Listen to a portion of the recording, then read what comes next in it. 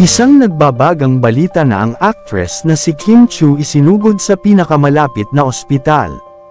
Kasalukuyan kasi siyang nasa ospital matapos tamaan ng COVID-19 kamakailan lang.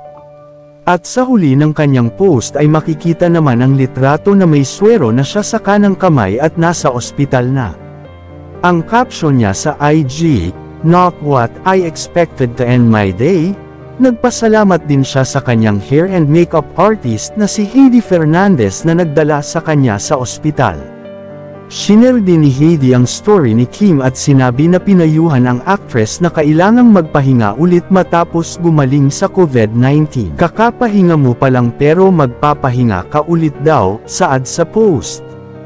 Maguganita na recently lamang ay nagpositibo sa nasabing virus ang actress.